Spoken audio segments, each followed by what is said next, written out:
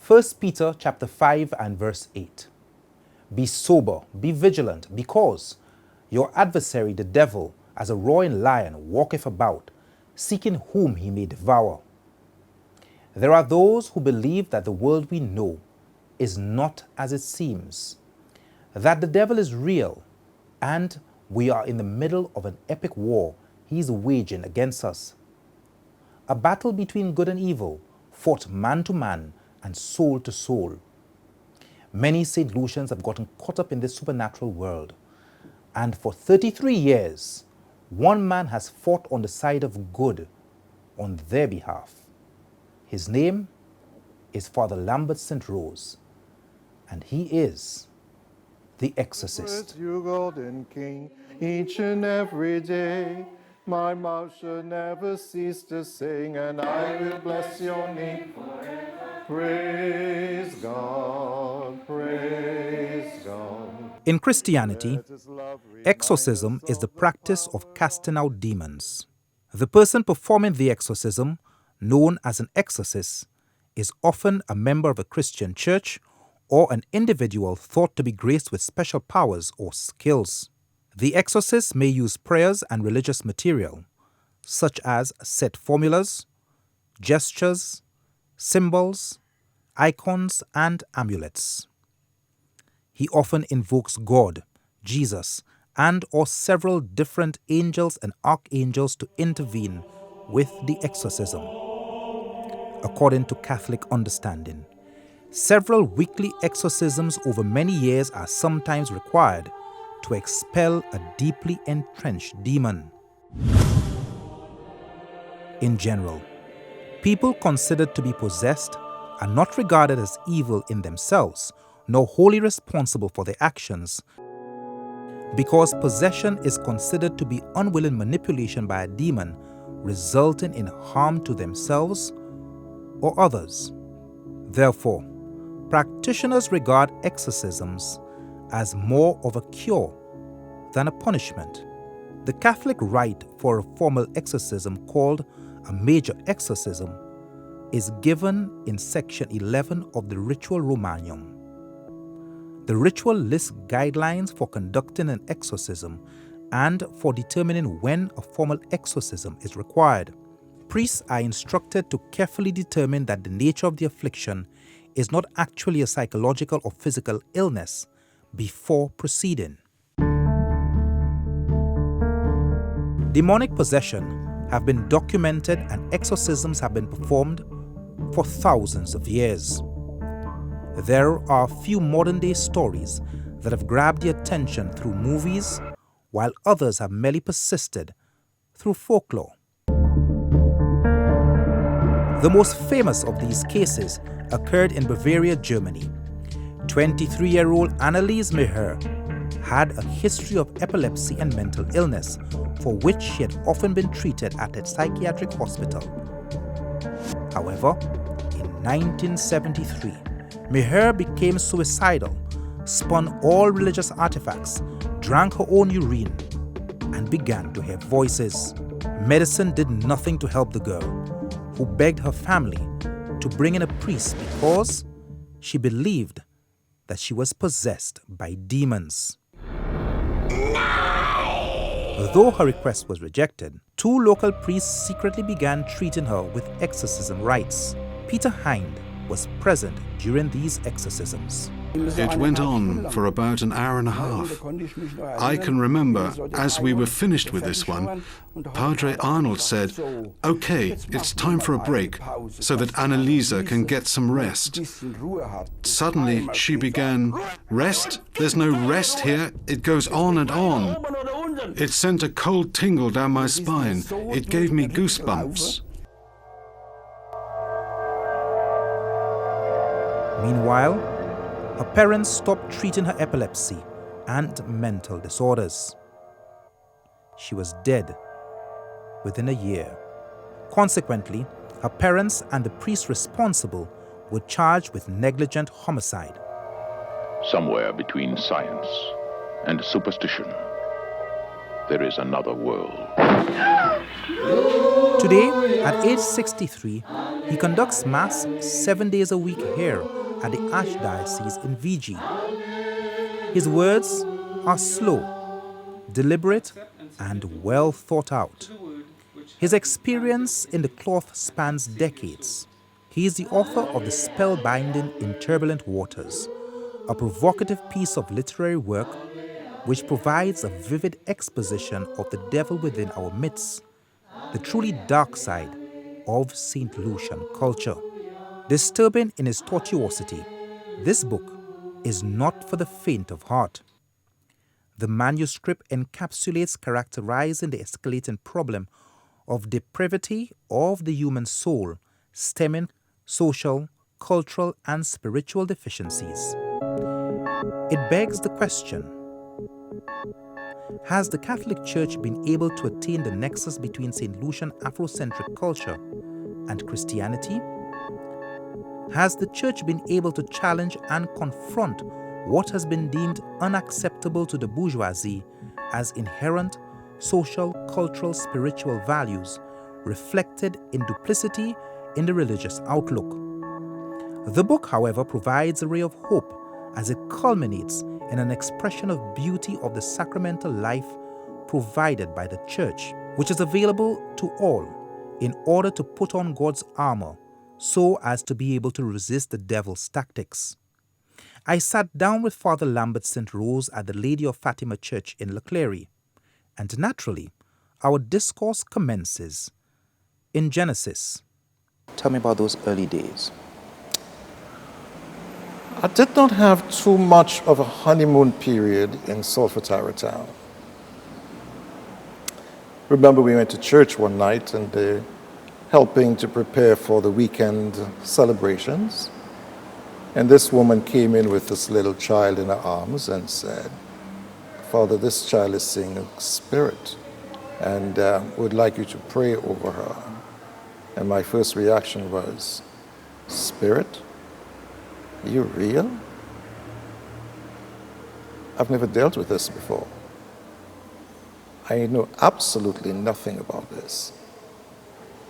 So the first thing was to take to my heels. I ran back into my office, sat there, ranted, raved with God for about half an hour, exhausted myself, and then calmed down, and the voice said, "Why don't you get some people to pray with you?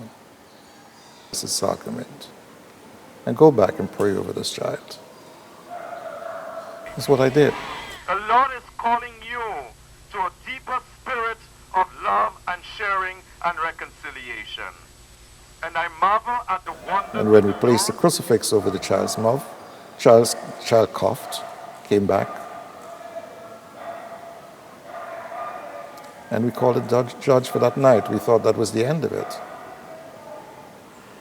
And the following day, myself and the parish priest were standing under the veranda of the presbytery. And there's a nice statue, beautiful statue of Our Blessed Lady perched on the wall. And we were just looking at the plants and everything else. And he turned around and looked at the statue and he said, "You know what? This would be an ideal place for doing exorcisms." And I was like, "What on earth urged you to say something like this?" He said, "I don't know, I'm just teasing you." And in walked this woman from the gate, a walking, living dead. And I was like, and she walked up and she said, "Father, I have a spirit inside of me."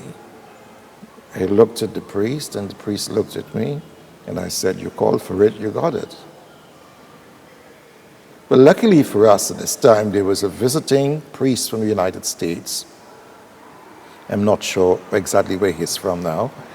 And That's what he did as part of his pastoral ministry, exorcism. And he happened to be visiting Solfatara town just that day. So when we spoke to him, he said, I'll take you guys through the rubrics of this. So he came in and we met at the location with prayers, people praying and so forth. And he went through this first part of the exorcism. And there was a remarkable transformation which took place in this hag. She came in looking all living dead, and suddenly after prayers she was physically transformed. Take me slowly from taking her from the veranda, step by step. What happened? There were prayers, the litany of the saints, scriptures, and then the actual part of the deliverance. The priest asking the demon to identify itself, to say who sent it and where it was coming from. It was quite reluctant and very stubborn, and even towards the end of the day, it did not reveal itself. And even with the physical and outward transformation, I remember the priest saying to us, don't be fooled. This exorcism is not over. And exorcisms do not take 1 day, 2 days, or 3 days. It can sometimes go as far as a year. And he was right. Because the next day, she came to confession. Still immaculately beautiful, etc. Still transformed. And of course, I was still hesitant. So in full view of everyone, before the altar rails, I allow her to kneel, put a chair, and we listen to her confession. Just as her knee touched the step of the altar rail, there was a massive shake, like tectonic plates had just moved out of place. One instant, boom, that everyone who was kneeling in church after Mass looked around, got up and walked out, and looked from the door to make sure that I was still safe, because they knew of the situation. At the end of the confession, absolution, everything, out of gratitude, she reached out and kissed me on the cheek. And that was like ice, frozen beef from the freezer. It's like, oh my God, what am I tampering with? You are indeed holy, O Lord, the fount of all holiness. Make holy, therefore, these gifts, we pray, by sending down your Spirit upon them like the dewfall. Take this, all of you, and eat it, for this is my body, which will be given up for you. What we had to do at that time was to expose the Blessed Sacrament on a 24-hour basis, and had people praying around the clock. Both myself and the parish priest and the religious sisters in that community at this time took turns to keep the night going. And one morning before the Blessed Sacrament, this old, haggard person appeared to me. And I asked him, who are you? And he gave me a name, and I said, that's not your name. Where are you from? And the person went down, sank, and then the bubbles went up. I was like, what is this? I called again. I said, could you come back? Tell me who you are. He gave me the actual name, the real name. And I asked, where are you? And who are you? Said, the brother of this woman. And then, where are you? Please tell me. And the bubbles went up again. I immediately asked somebody to get the lady to bring her back in, and then Henry came and said, "Who is so and so?" And she went, "Where did you get that name from? Who told you so? Where is this person?" "Well, that's my brother. He drowned. And apparently may have been under some mountain somewhere while at sea. Did you find his body?" "No." That was it. Once we were able to call the soul of this person back to Christ, she was delivered. And masses had to be said to put that soul to rest. People need to be counseled even before you start praying with them. Because there are two things that can happen. Either you can propel that person towards a profound life of faith, or you can either destroy the individual's faith. Anyone who is possessed, their eyes are completely abnormal. When we return, a woman turns into a pig, and later, demons assault the priest. Every once in a while, a company will appear on the scene with a fresh perspective, a burst of adrenaline, and a passion for excellence. Its humble beginnings are steeped in social transformation. Last to enter the arena, it changes the status quo, and the game will never be the same again. The independent film company appeared on the scene when the commercial sector needed it most. Its metamorphosis blossomed with the production of the most creative television commercials in St Lucia, and they do it all absolutely free. From marketing concepts, surveys and research, to professionally produced ads for social media and television, and the most engaging documentaries in the English-speaking Caribbean. With heavy investments in technology and a focus on building the technical and service capacity of its nimble team, it prides itself on being the little company that could. The Independent Film Company Incorporated, changing yesterday's game, rewriting today's roles, and charting the way for multimedia production here, now, and beyond.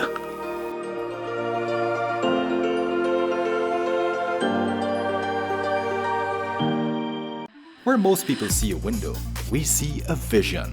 We see the hours of development and testing, from the precision of craftsmen, quality of components, CNC processing to form immaculate all-glass products, the dedication of people who stand behind a product built to last a lifetime. And who knows, maybe after today, every time you look through one, you'll remember everything that went into it. St. Lou means windows, doors and all-glass products, and customization of modular products to suit your needs. Precision, quality, safety. They're your windows and your world. Call us today at 454-6538. I watched him on the bed, knowing a man who has worked his entire life, can't afford the cost of his surgery or medication. Mom and I must sell barbecue tickets to help save his life. For less than $4 a day, the cost of a packet of gum, my dad could have been airlifted to get treatment. Some adults can be so insensitive with their lack of foresight. Now, Mom and I either have to watch him wither away or sell a whole lot more barbecue. Why? Because one person didn't care enough to plan. GTM Medical Insurance. Less than $4 a day for the greatest peace of mind anyone could ask for. Call us today, 458-6300.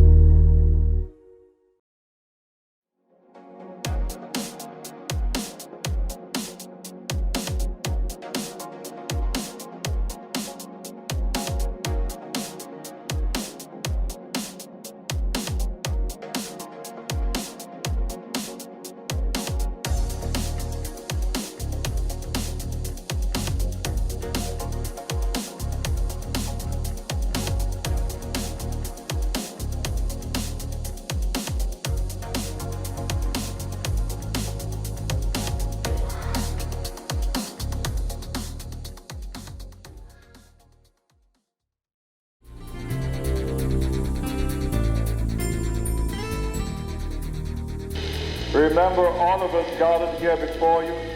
You know how firmly we believe in you and dedicate ourselves When I to spoke you. about an open-air evangelization that would renew the parish, build up the momentum, put faith on the highest pedestal, as it were, he was quite open and very effervescent about the whole thing. So we sat and we had a thorough planning of this session and had all things put together, and the crowds were massive. People were turning out in large numbers. So just turn the parole, this year testament. A ciò nome come only Bonvel.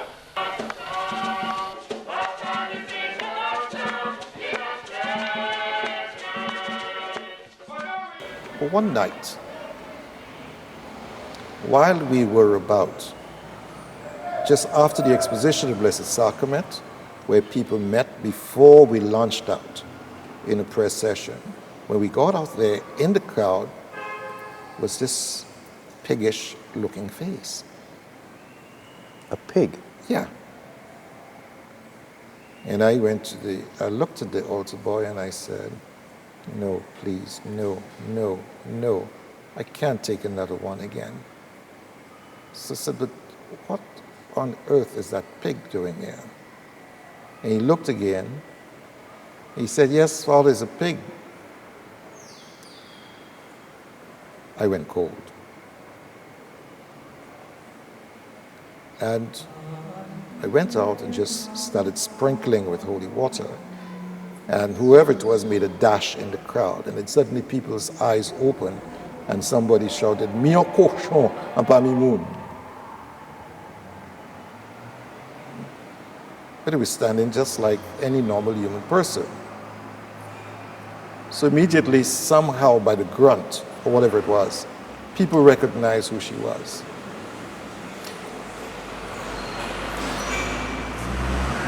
Walk me through this, because it's very difficult for me to understand. Yes, how it is difficult for you, it was difficult for me, because that's the first time I'm coming face to face with this. And this priest had just given us the rubrics, and we still had much more work to do. So then they said, would you take her into the sacristy and avert the plans of going to wherever we were going, and we'll do the prayers of exorcism over her. And that was a very, very long night. How can someone take up the form of a pig? You're dealing with a being whom God has never stripped of his power,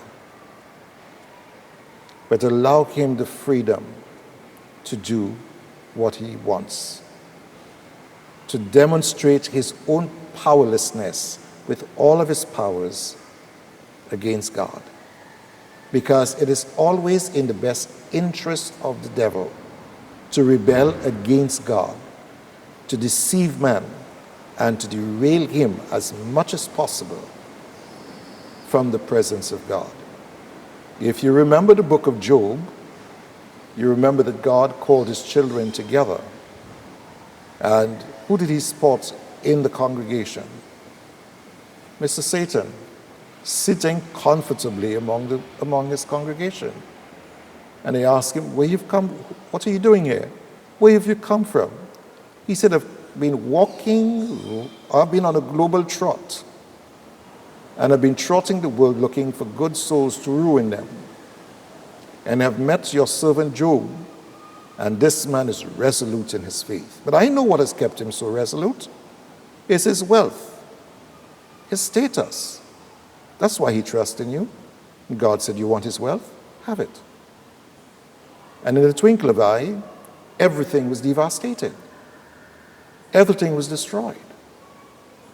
But his faith remained resolute. And Satan went back to God and said, the man is robust because of his health, and so is his faith. The Lord said, you want his health? Take it as well. But do not touch his soul. And within a matter of minutes, the man was laden with scabs from the head to the foot of the sole of his feet. But he remained even firmer in his faith. His wife tried everything to dislodge him. She said, man, curse God and die. God can't allow you to suffer so much. But his perseverance to the end was what restored everything, his health, his faith, his riches, and all that he had, and even more before. You go into the sacristy with this person masked as a pig. What happens next? It was raucous in there. A real fight, a real struggle, a lot of prayers, the normal prayers of the exorcism, as we said, litany of the saints, the scriptures, prayers of deliverance, prayers of thanksgiving, which had to be repeated over and over again. There were times when I had to resort to slapping the individual, and blood would stream out of the face. The face of the pig? Yeah. And time and time again, it would go into the corner like a peeved child, crying and whimpering and so forth. But that again was just meant to mask the whole thing and sort of generate a sense of pity, which you can't show at this time. If you do, you're dead. And you've got to persevere. And towards the end, whoever it was began hurling abuses, swearing at the Blessed Virgin Mary, began to attack me physically and spiritually, morally, which I paid no attention to, and then gradually made its exit. Peaceful, beautiful young lady again. By this time, Solfatara Town was coming to know you as the exorcist, as the man to go to if you were bothered by a spirit. Yep, sadly. Sadly. How was that reshift in your career? I had to sort of rediscover my own priesthood in the midst of all of this. There were tremendous life changes. My sleep was perpetually disturbed, and my feet were like in cauldrons of fire, particularly whenever I stood at the altar or whenever I stood at a religious service. They were virtually burning, and yet there was no physical fire around me. But once I got out of the church premises, back into my office or my home, I felt nothing. I think what it did do to me is to make me a much deeper spiritual person.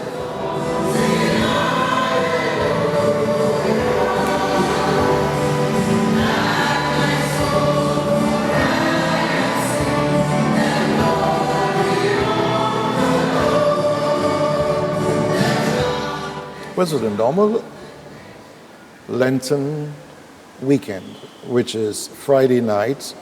The church, as a faith community, relive the experiences of the Passion and the crucifixion of Jesus. And that's the overall emphasis of the Lenten season. And then I came to this house and something said, stop, go in there. Why? Just go in. I went in, and on my way in, I stumbled. And some person was at my back, sort of balanced my body and kept me steady.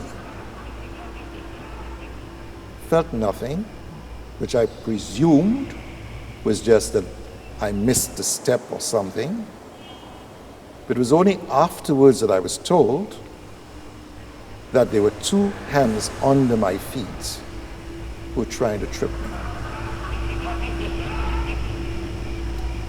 Then I got into this house, and every light in this house is on. But yet still, there was a virtual darkness in that house. In the center of the living room was what looked like a fossilized dog. Black, glaring eyes, jaws wide open, ready to snap, but just completely fossilized. Couldn't bark, would not move. On the table to my right, there was a circle of candles, scattered breadcrumbs, and a hovering cloud of smoke over that table. As it began sprinkling holy water, the young lady who was at my back, just at my side, I saw her eyes turned right backwards into her forehead and passed out.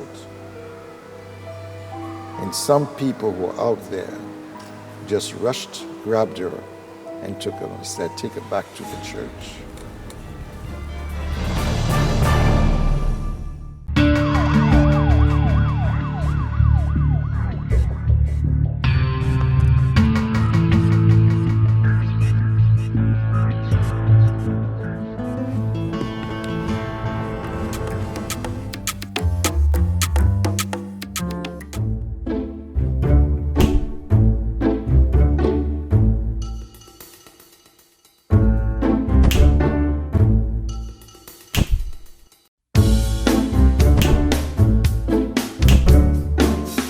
Hey, stop it. That's what I'm here for. For over 138 years, we've had your back. From home contents to medical, auto to business continuity. GTM Insurance. Sound, solid, and reliable. Where most people see a window, we see a vision. We see the hours of development and testing, from the precision of craftsmen, quality of components, CNC processing to form immaculate all-glass products, the dedication of people who stand behind a product built to last a lifetime. And who knows, maybe after today, every time you look through one, you'll remember everything that went into it. St. Lu means windows, doors and all-glass products and customization of modular products to suit your needs. Precision, quality, safety. They're your windows and your world. Call us today at 454-6538.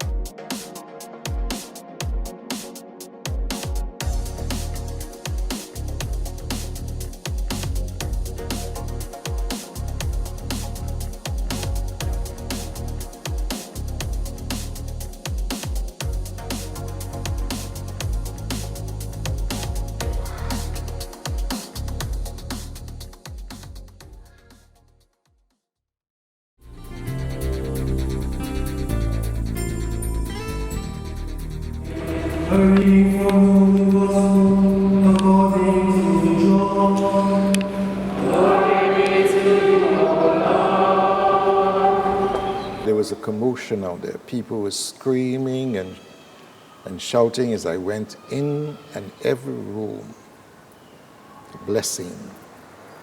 Every pot, every pan that was covered in that house And the woman obeyed as if she was a robot. And at the end, when I got back outside, I found two women, whom I call Magdalenes, moments earlier were asking, Kisa ti neg sela vini sol fatara tong pou fe? Nou kwen monsen ete voye prêcher l'évangile à l'église. Bien là, oui, qu'a fait l'idée. They were the two women whom I saw kneeling on the unpaved road, the sharp stones or pebbles, invoking the name of God. After which they said, every time my hand went up, they saw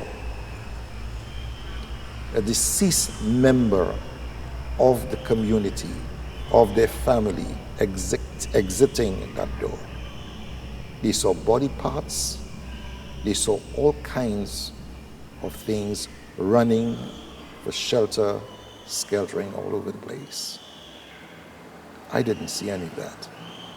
They saw it. And it was not just one. It was everybody was saying the same thing. How did that day end? The day ended by praying over this lady who had passed out. And then the parish priest was away at the time in another parish doing his Lenten mission. By the time he got there, had overheard what had happened. And he walked up to me and he said, my dear father, what did you do with the spirits? And I went, what do you mean? He said, where did you send them? Nowhere. And he was quite peaceful. And I said, nowhere. Okay. We will have to spend the night in prayer. We will have to send them back to Jesus. We gathered in this room for prayer all night. By midnight, our energies were waning. And at one time, I was sitting on the floor, and we were all in a circle, and I saw people. You know, and it was one after the other, and people were just jolting back to some kind of alertness. And then came to me, and I felt someone like a whistle, a tunnel, blowing into my mouth. So he jumped up, and the person next to me was instantly doing the same thing. So all eyes were just moving around the room, and suddenly we realized what was happening. So we began praying. One of the religious sisters who were there just sprang to her feet and began praying the prayer to St. Michael, you know? And the frigidity of the room just transformed into a deep warmth. And then the parish priest said, it is time to send them back to Jesus. He said, I know they will come back to find us, because they had nowhere else to go. It's like the story of the demoniac. You've got to send them somewhere. And for the church, it is sending them back to Jesus. He has the ultimate power and authority, as he says in Matthew chapter 19, verse 28, all power and authority has been given to me on earth. Send them to him. There was a famous sermon you delivered. Serpent. Serpent, it was called. I heard you blasted everybody. Yeah. What possessed you that day? A young man walked into my office, and I thought he'd just returned from World War III. Totally ragged, devastated, disillusioned, and everything else. He ran through his history with me, and it was not beautiful. He had tampered with everything demonic. He had read every bad book. At the end of this, he said, "Do me one favor. I want deliverance because my life is an utter mess. But the only favor I'm going to ask you is, do not ask me to commit my life to Jesus because he's too demanding." And I was like, "Oh, I think you've come to the wrong place. The door is your way out, but don't let it hit you in the butt." He said, "You're not going to do anything for me?" He said, "No, I wouldn't. Unless you are prepared to commit your life to Jesus, I will not do anything. Because, according to the scriptures, you sweep the house of 7 demons and you leave it unoccupied, it's going to come back, it's going to go out and get those who are much stronger than them, than the 7 previous ones. And it would be utter destruction." So that Sunday morning, I went in there and I blasted everything out. And towards the end, I said to the congregation, and particularly the children, I said, "If you go back home today and you see the following books anywhere at your home on the bookshelf, hidden in any drawers, you know which side your parents are sitting on." After Mass, there's a mad rush out of that church. Before the morning was ended, Solfatara town was a furnace. The burning of the books. The burning of the books. But of course, I was written into the bad books and the black books of many stalwarts, so-called Catholics. When we return, the story of the woman from Solfatara town who turned into a frog. Life is a series of triumphs and trials. The circle of life has all the usual certainties and, of course, the unpredictable. Just one can affect you and your loved ones. Sadly, many fail to prepare for the unforeseen. Thankfully, we've been here for over 138 years, helping you plan and recover. We offer peace of mind at that critical moment. GTM Insurance, sound, solid, and reliable. Call us today at 458-6300 or log on to gtminsurance.net. Where most people see a window, we see a vision. We see the hours of development and testing, from the precision of craftsmen, quality of components, CNC processing to form immaculate all-glass products, the dedication of people who stand behind a product built to last a lifetime. And who knows, maybe after today, every time you look through one, you'll remember everything that went into it. St. Lu means windows, doors, and all-glass products, and customization of modular products to suit your needs. Precision, quality, safety. They're your windows and your world. Call us today at 454-6538. I watched him on the bed, knowing a man who has worked his entire life, can't afford the cost of his surgery or medication. Mom and I must sell barbecue tickets to help save his life. For less than $4 a day, the cost of a packet of gum, my dad could have been airlifted to get treatment. Some adults can be so insensitive with their lack of foresight.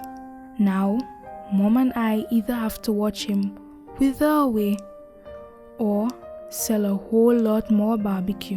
Why? Because one person didn't care enough to plan. GTM Medical Insurance. Less than $4 a day for the greatest peace of mind anyone could ask for. Call us today, 458-6300.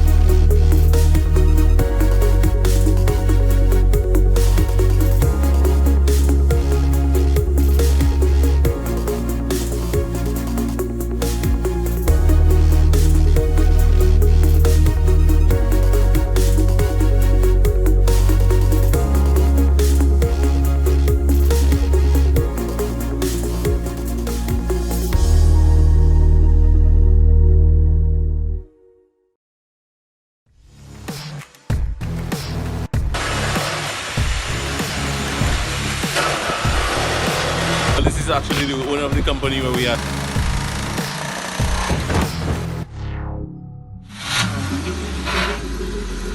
Top thing, I tell you, top thing.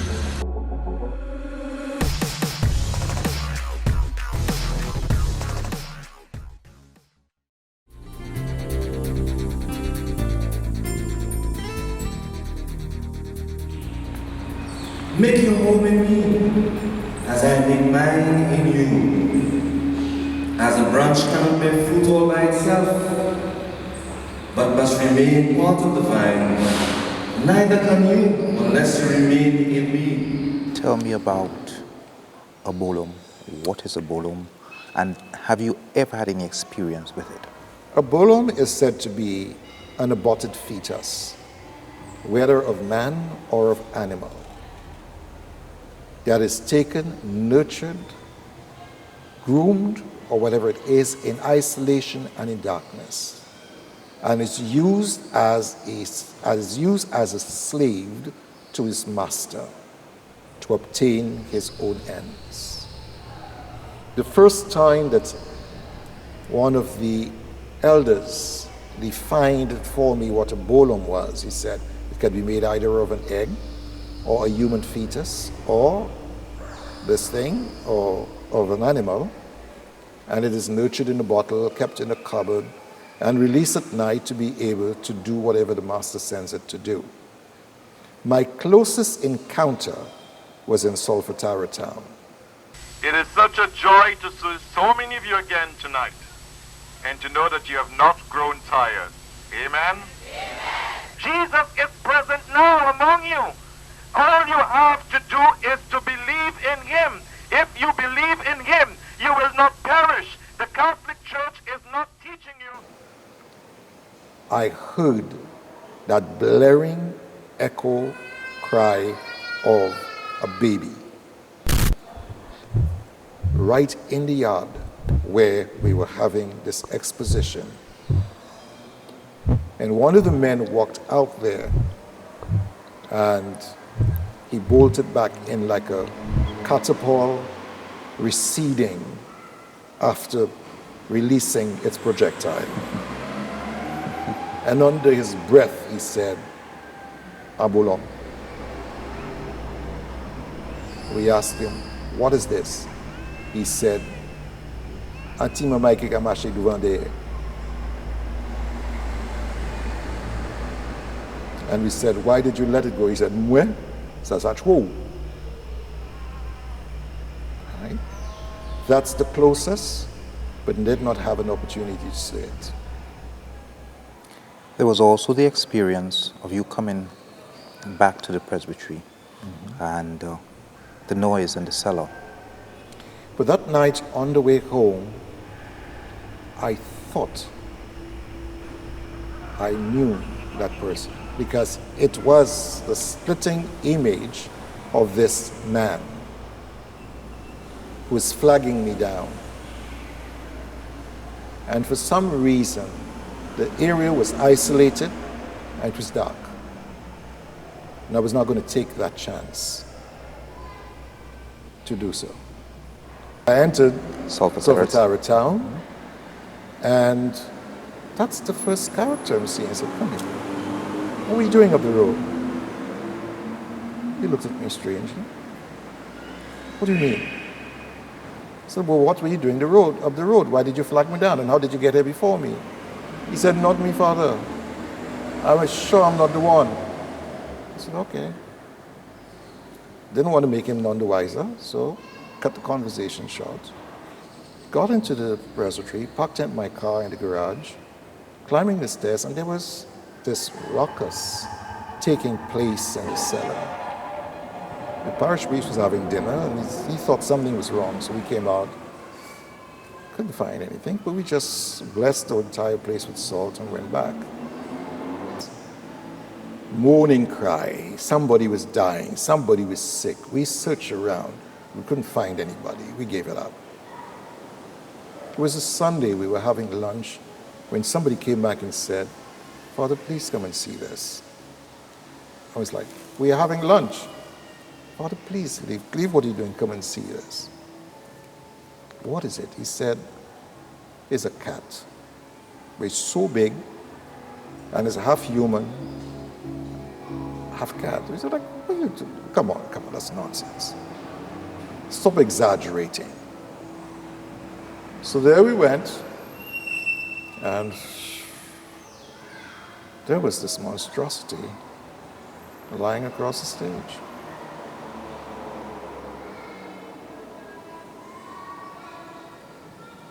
Dead. Describe what it looked like. The lower part would be the lower limbs of a human person, and the upper part would be the paws and the head of a cat.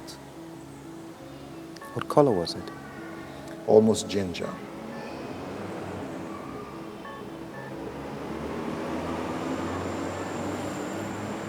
What first came to mind?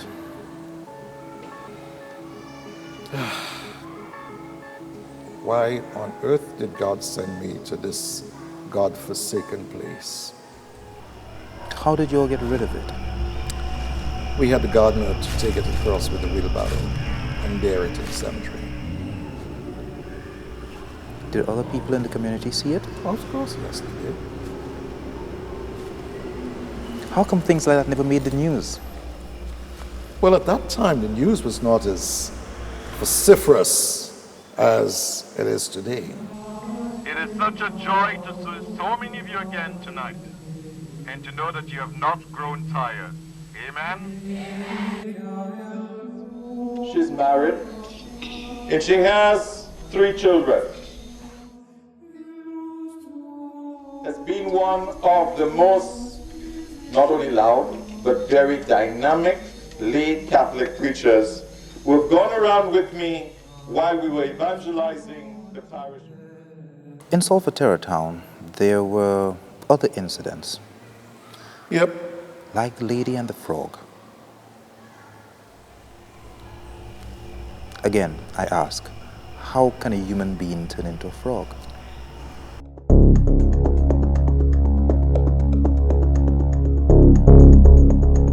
This lady, like most of us, was a church stalwart. A portole église. A portole église. In church every day, receiving communion every single day. First on the line or last on the line.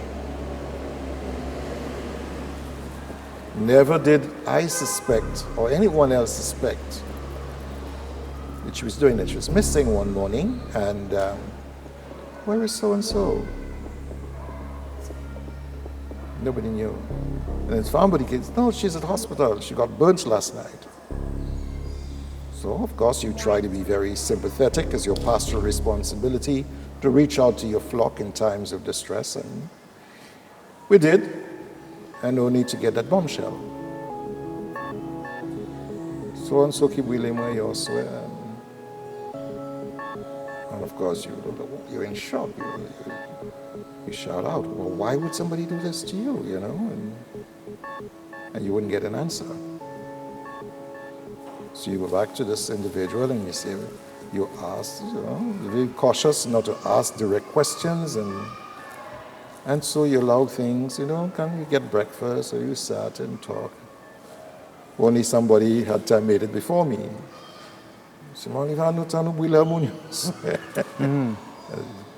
Totally caught off guard. Tell mon diu bile yo swe a trizino. An kwa po ki te la yo so mwen vide glo aso.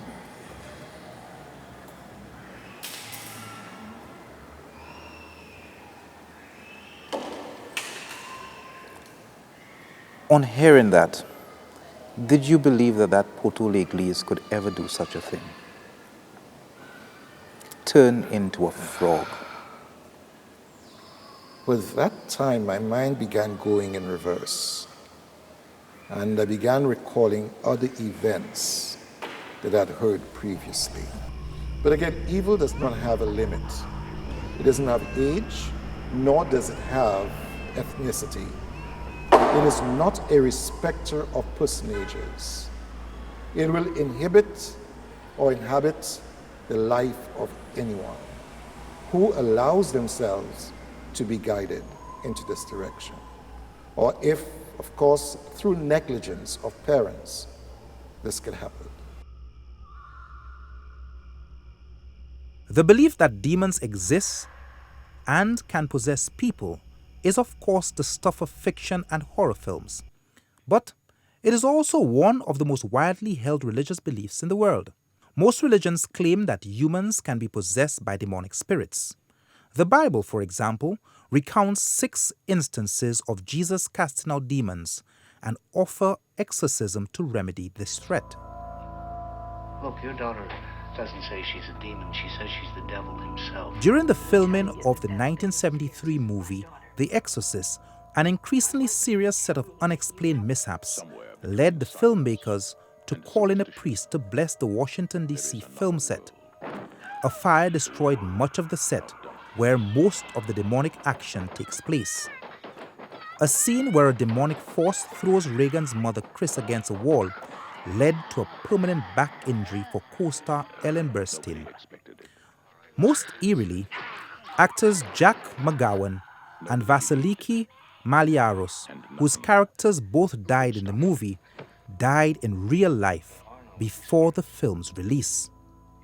In production for this documentary, Untold Stories producers held auditions for reenactments of various scenes.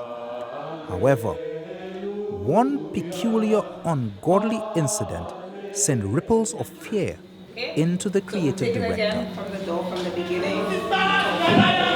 Let us roll out. Let us start to pray our Hail Marys. And the idea of reenactments was buried. Join us for part 2 of The Exorcist as Father St Rose explains exactly what a black mass is. He explains the phenomena of kidnappings during assizes, and he breaks his silence on the infamous Monsieur disaster and sacrifices to Satan. The fool has never been